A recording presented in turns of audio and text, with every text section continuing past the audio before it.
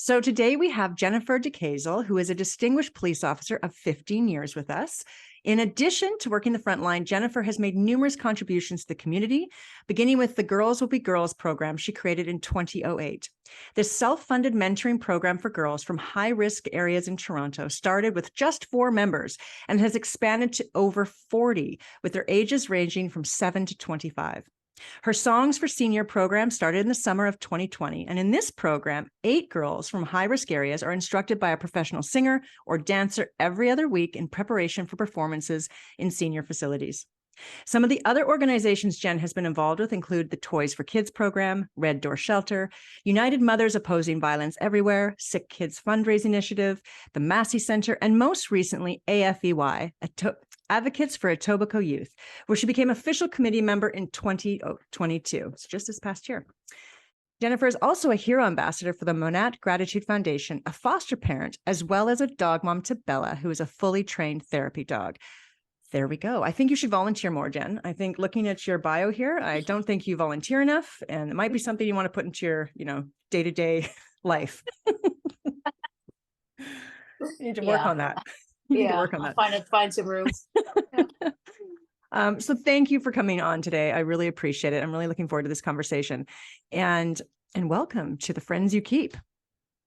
We've been friends for a while, so this is what's even more fun. We get to just kind of talk as girlfriends, but in a different context, because I don't think I've ever interviewed you before.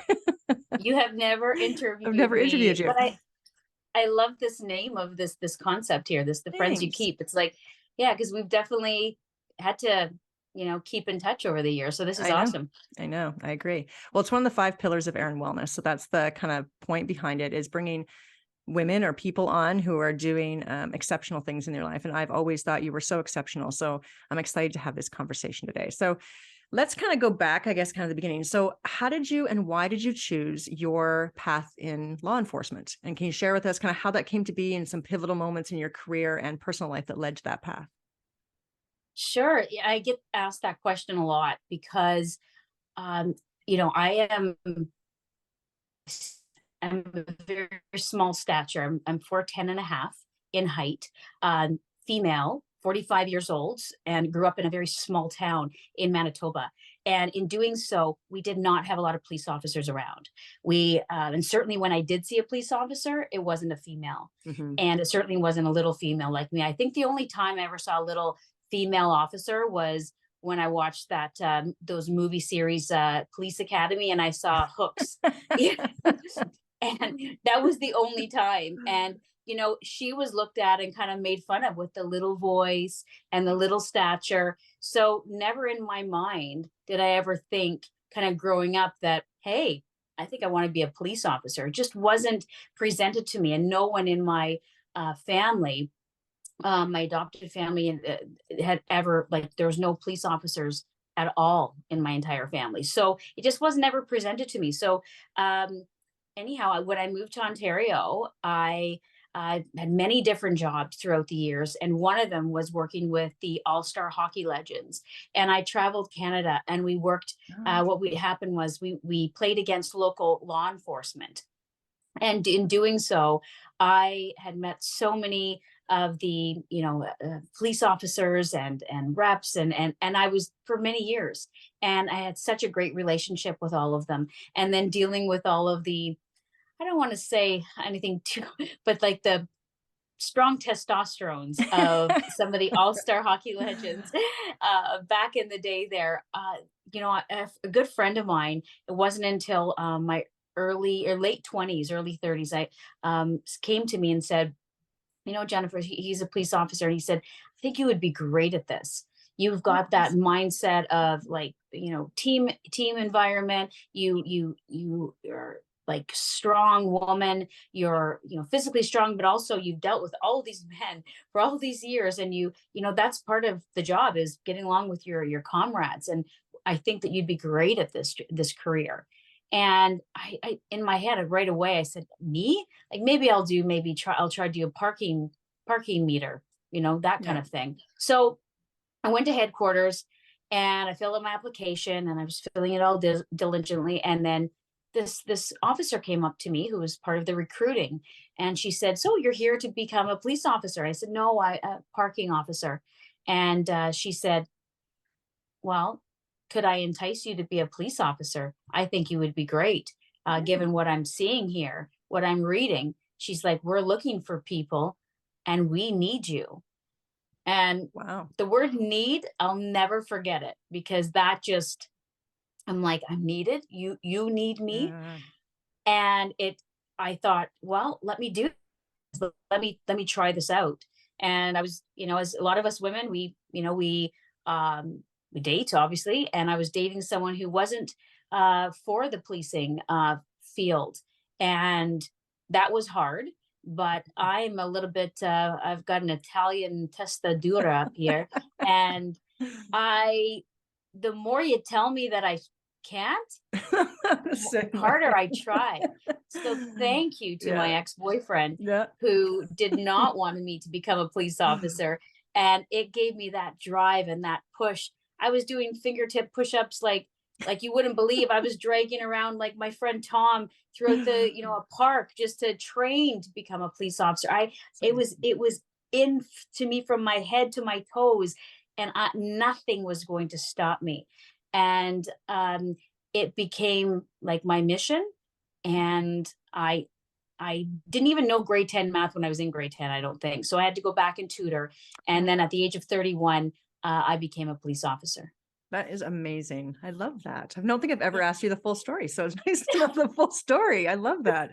And Yeah. what do you think is the most important lesson that you have learned throughout your career?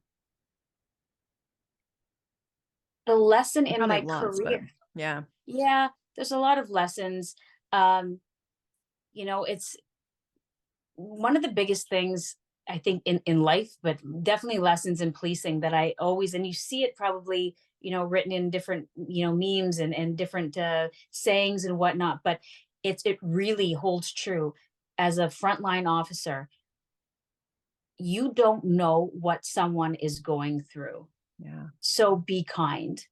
Yeah. And why I say that is, we do call to, as a frontline officer, call to call to call to call. Mm. And if you asked me, Aaron, what did you do today? I I wouldn't be able, at the end of the day, I wouldn't even be able to tell you because it's all blurred into one kind of thing. But I have to look in my memo book and I can go through and I'll be like, yeah, that person just lost their parent.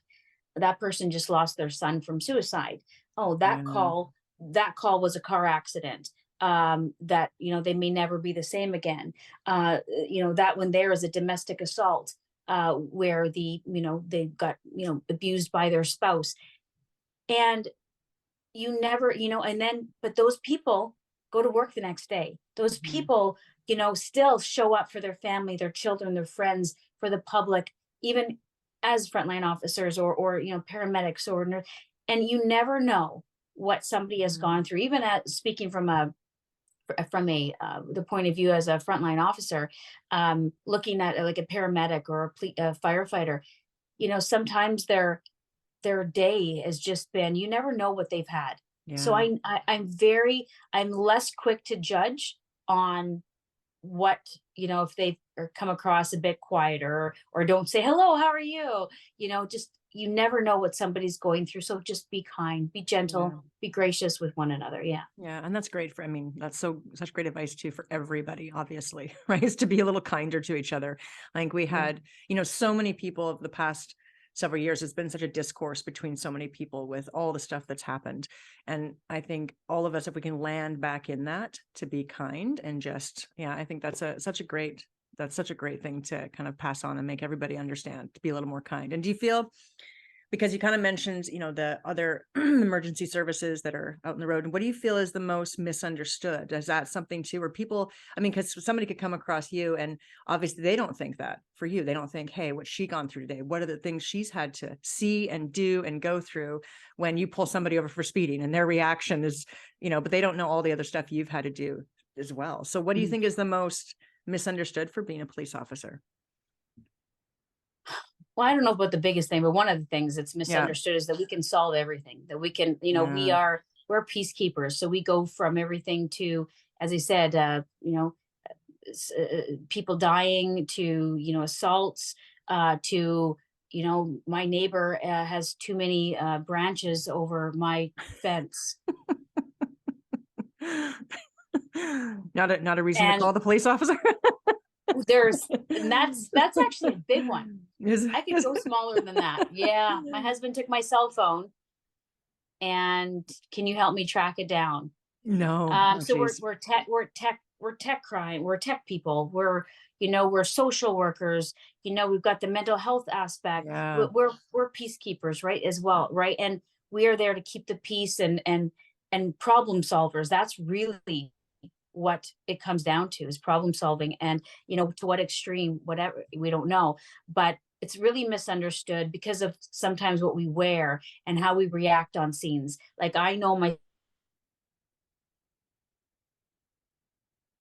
myself, I'm not oh my goodness, very neutral. It's very, Yeah. logical. We have to think, we have to suppress kind of any emotion, and really just think logically for that person, for their family.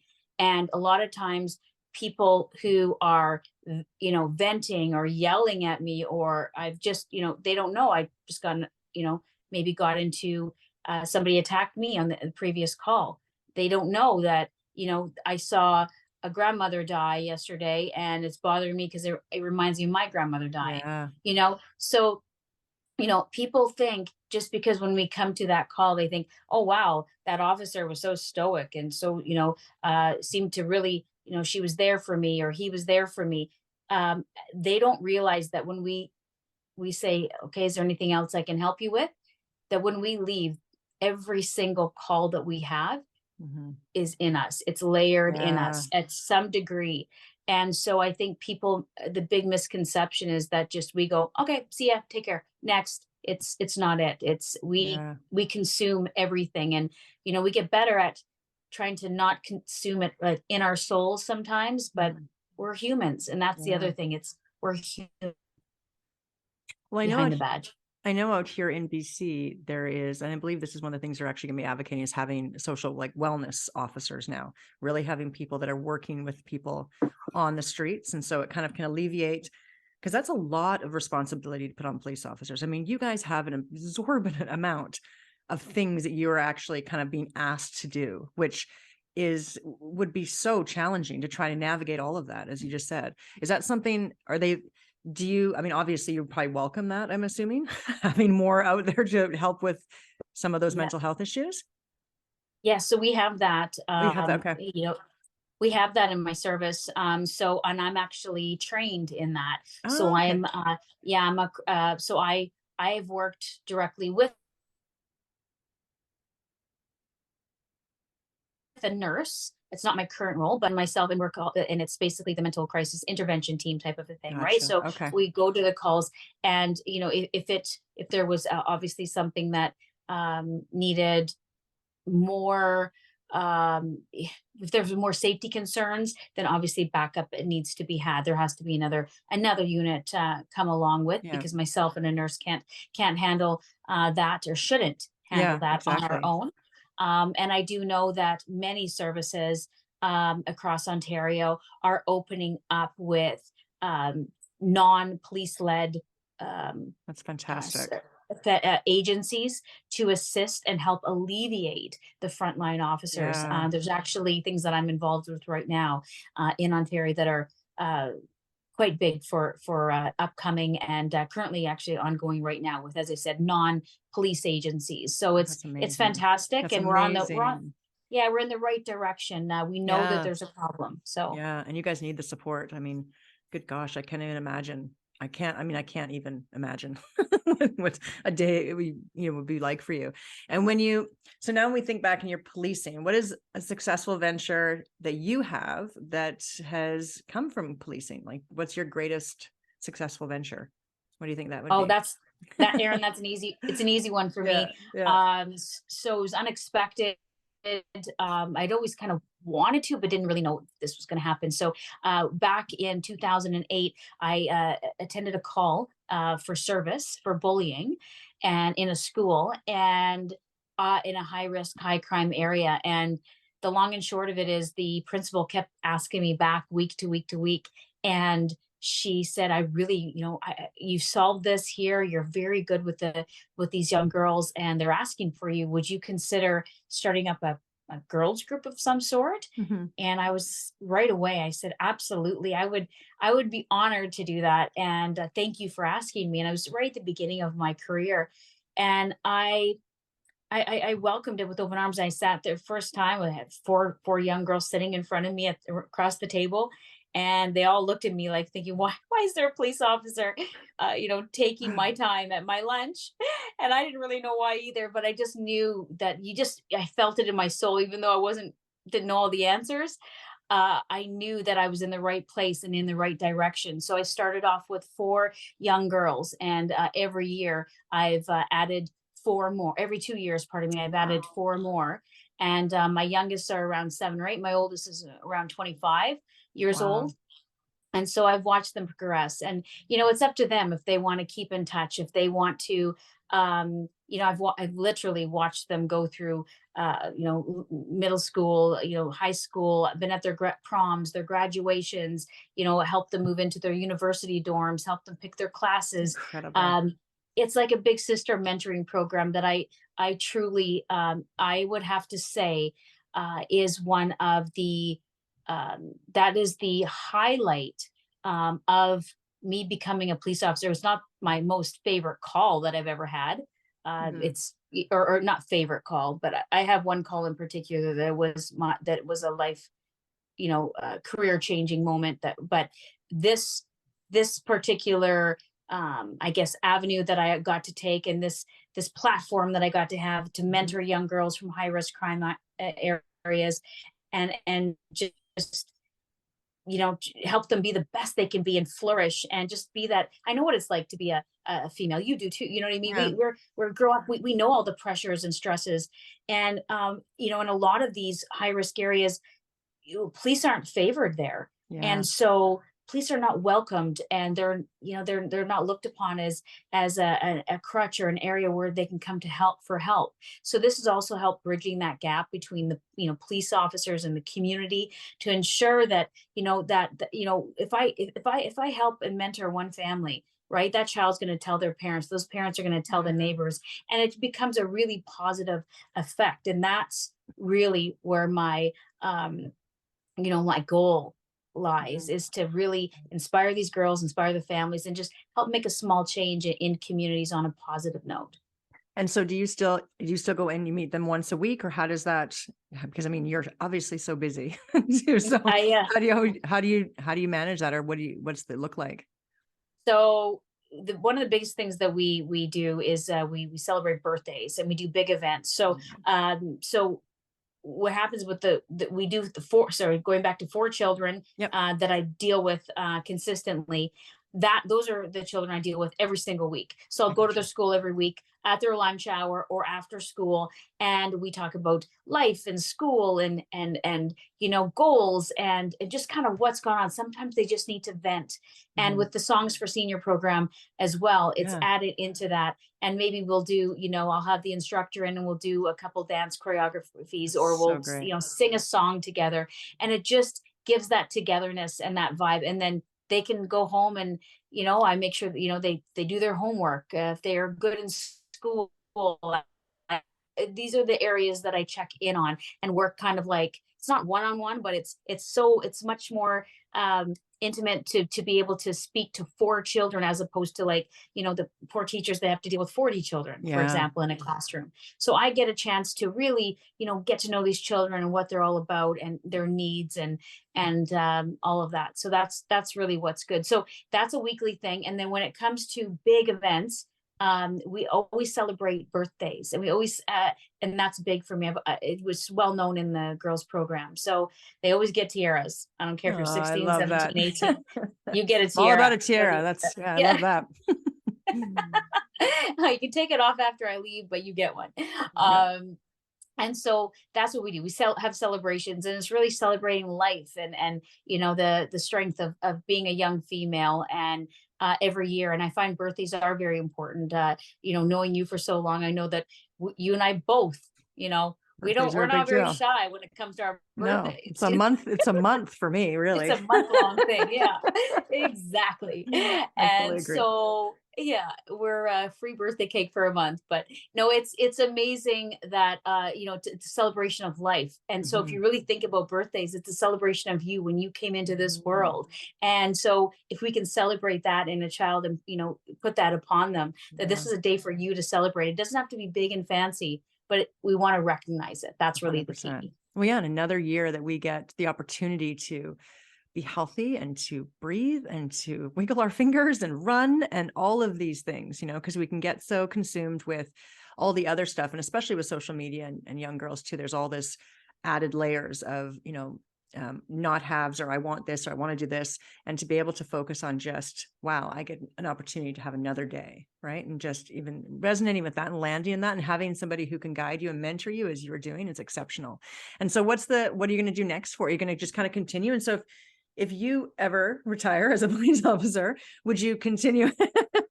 Are you going to continue doing the Girls Will Be Girls, or would it transform into a different, how would that look? I think if I was to retire, I wouldn't, because I wouldn't continue necessarily the Girls to be Girls. I'd still continue, like, for as far as growing. Yeah. These girls all know that they have access to call me 24/7, Oh, that's 7 days a great. week. So it doesn't matter how old I am or how old they are. Yeah. I always think that that is that's been an open door policy, and to always be able to lean on me whenever, if they shall need me. So that will always be continuous. But as far as me growing it, after I retire, I don't think so. Depending on when I retire, who knows? Yeah. But I am a official foster mom now. So, That's that would amazing. be something that I would expand into. So Yeah. expanding more into, taking on children. Because right now with my work, I I can't take kids on a long period of time unless they're, above a certain age. But if they can't be by themselves, Yeah. it's just me here. So I Well, have to ensure. talk about a lucky kid who gets you as a foster mom. That's all I have to say. I mean, Very, holy smokes, and thank you. looking, I mean, obviously, I mean, you just kind of touched on how busy you are. So you have an incredible career. You're obviously, you love what you do. You do charitable work. You're a dog mom. We can't not, do a shout out to Bella, a foster parent, as you just mentioned, and you also have a partner as well. And how do you find, I think that's, balance is such a tough word to even say, but how do you find balance in it all? And do you find balance, or what is your kind of, what's your little advice for somebody who's looking at trying to find some balance in their life? Is to not think that you have to have it all together all the time, Yeah. uh, and to give yourself grace, Mhm. because if you set, and you have to plan, the whole key is to planning. I struggle with consistency in my life now that I have a Monday to Friday in Mhm. my career, as opposed to the shift work. That's really helped out. So with my working out and and eating properly, even using the washroom, sleeping, like all Yeah. of these things that come into play, especially even as we get older, they creep up on us, and we realize the importance of those critical things in our life. And so it's striving for balance. It's Mhm. not being balanced. If Mhm. somebody said to me, I'm so balanced, I would argue with that. Yeah. And I wouldn't, I don't strive to be completely balanced. I Yeah. think that if you aim for balance, that's where you're at. If Yeah. you can say to yourself 3 days a week of yoga and meditation every morning, and eating clean 5 days a week, is you're balanced to make it so that you're not perfect, but Mhm.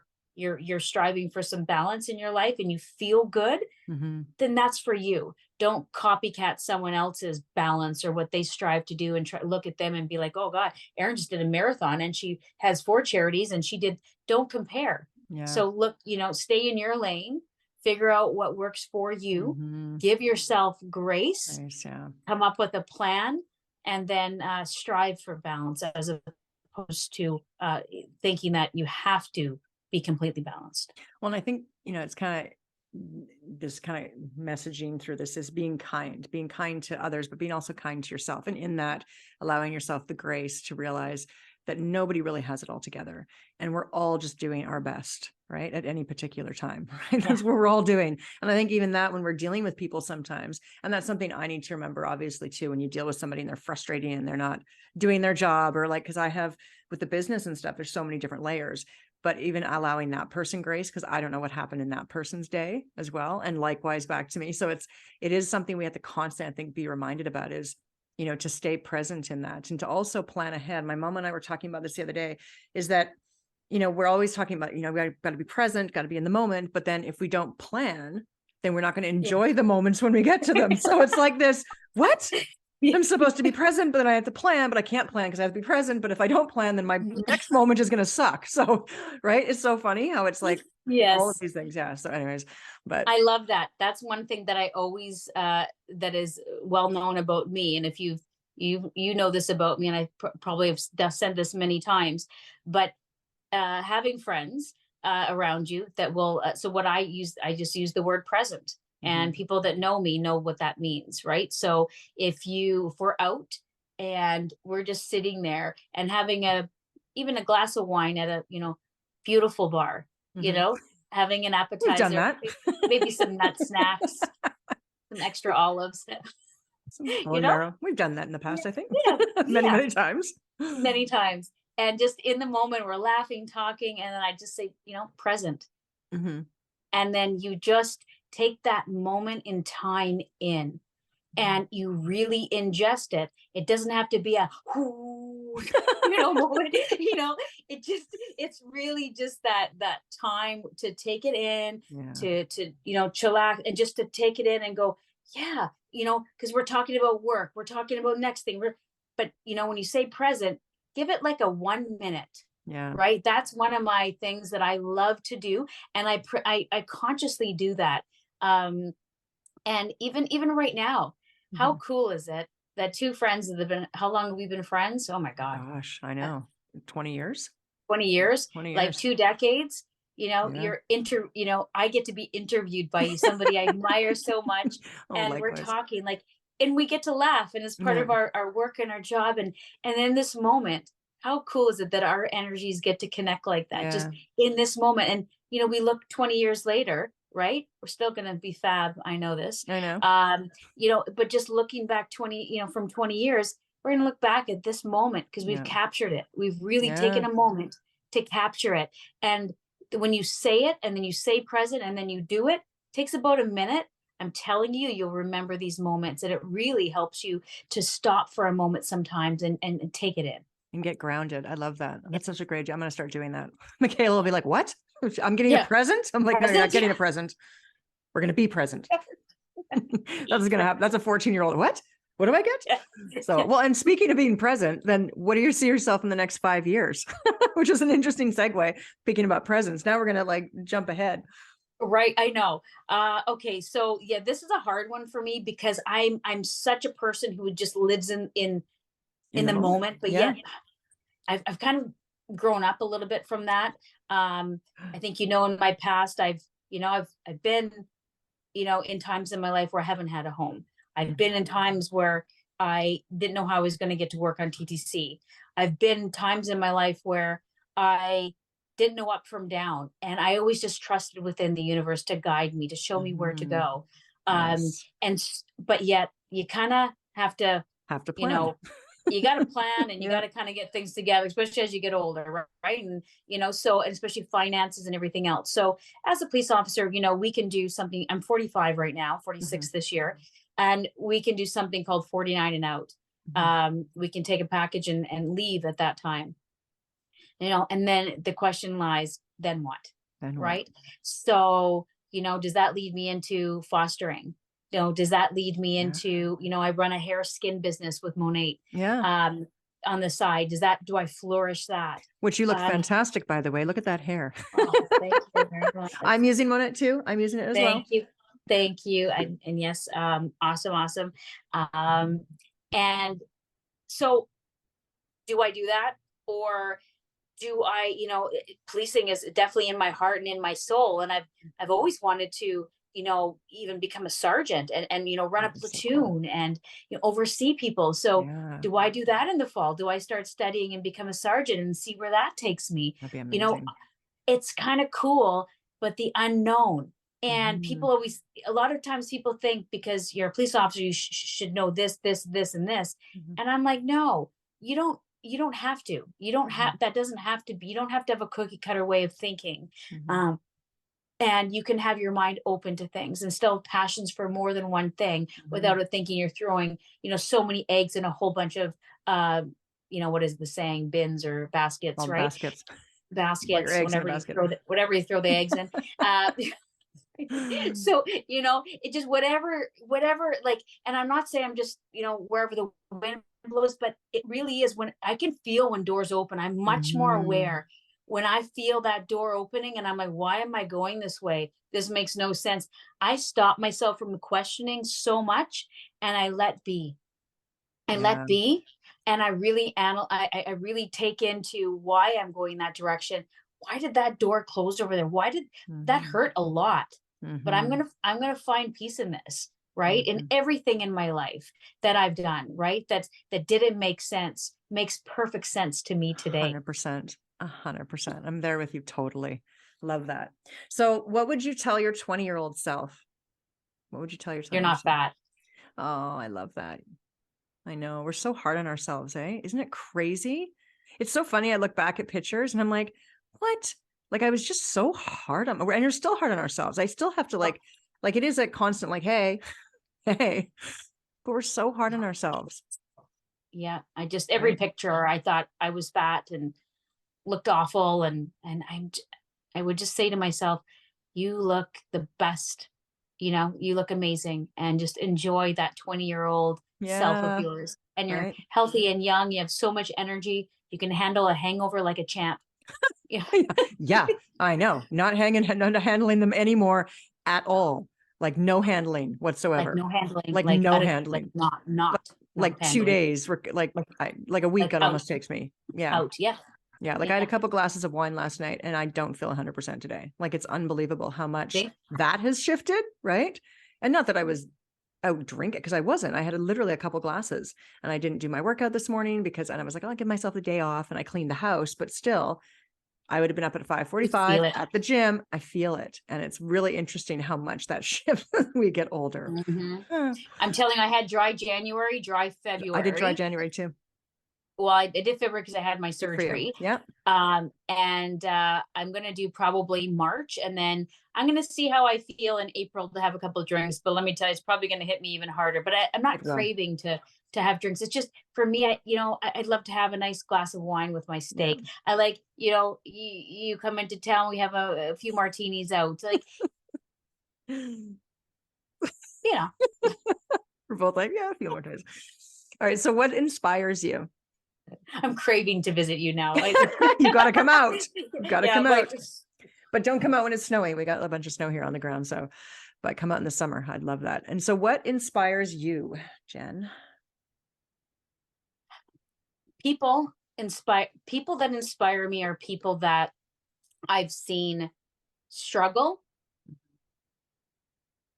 gone through the crappiest things in their life, literally, from ground zero, and I watch them Grow. rise. Yeah. When I see them rise and surpass all of those things that happened in their past, it inspires me for strength, Mm-hmm. for perseverance, and just I feel it in my soul, and I feel like goodness, like you have nothing to complain about. You Mm-hmm. inspire me, for and you're happy. You lost your, even the children that I foster, like you just lost your parents, Mm-hmm. and you are here bringing joy Mm-hmm. and bless your heart, and that's Mm-hmm. inspiring when I see people rising above their Situation past yeah, their situation, what they were given. Yeah. situations. Yeah. And that's for me, right? There's many people, and I could tell you celebrities and this and that inspiration, but that really, as on a day-to-day, what I feel inspiration from and I drive from is that. And what are you most proudest of in your life? Most I proudest. mean, there's a lot you should be proud of, but So I think I told you, going back to the fact that, when I came to Toronto on my own, I was 18. I, I was kind of a bit of a lost soul, but I was in the direction the universe wanted me in. And, as I said, this big city is big when you don't have a home and you don't yeah. have food. And, I'm not ignorant to what food stamps are, and throwing a bunch of change in the TTC, not knowing if it's fully enough for my fare. Mhm. And every month putting $25 away, when I'm waitressing, doing 3 different jobs, taking buses everywhere through the snow, you name it. Phone, disconnecting from phone because it's, just too much for that month, and just so I could have food. And, carrying shopping bags from my end of my hand all the way up to almost my shoulder, going into my bachelor apartment, ensuring that, I got all my groceries, but didn't have to take a cab to save money. And then every month saving $25, $50, $100. And then at the age of 37, for the first time, after renting and basement apartments and living with people and living like everywhere, hotels, when I was on tour with the hockey, just all this stuff, just never really having that home. I bought my first home, Mhm. and I'm most proud of the home I live in. I look up, It's I, beautiful. I'm grateful. I look up Mhm. up and I look, this is my ceiling. It's my Yeah. floor. That's my bathroom. That's my bed. I Mhm. didn't have a bed for long time. Mhm. I had a pull-out couch. I didn't have a dining table for many years.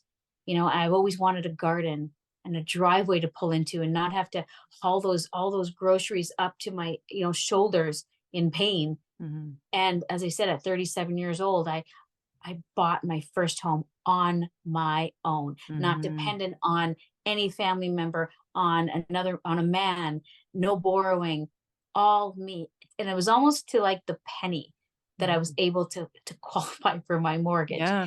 I'm so damn proud of myself. And that is probably one of my biggest achievements is my home. My home has given me my structure and my place where the foster children can come, feel safe, where I can have a dog, I can have my garden, I can Mhm. grow my vegetables and have my beautiful flowers, where I can host my friends. And truly, it's a gift, and I'm grateful. Well, I love your home, and you always are so welcoming whenever I come there. So, and I'll see you very soon too. So that's nice. I'll Yay. see you in a couple months. Well, thank Yay. you so much for coming on today and sharing with us a little bit of what your life is like. It's, I've always cherished our friendship, but I've also always admired you so greatly for, you know, going after what you wanted, and especially not listening to, I think that's something, it's really hard when you're in a relationship with someone and they don't encourage you or support what you want to do, and needless to say, he's an ex, but, being able to champion for yourself and say, no, I have to do this, because a lot of women won't do it. And that's something I think we have to really learn to tune into that whisper, that good orderly direction, as I call it, right? Because that's really what's going to push you in the direction where the doors are going to open, right? And there's a reason that voice is speaking to you. That's what I believe. So, and I know you believe the same way. So thank you so much for coming on today and sharing with us. And to everybody else, thank you for joining us. Stay tuned. Next month, we've got somebody else. I'm not going to tell you now, but tune in for another Friends You Keep, or you can check out it on Apple now. We actually have the podcast up on Apple, and we also have it on the YouTube channel as well. So thanks so much, everybody. Have a great day.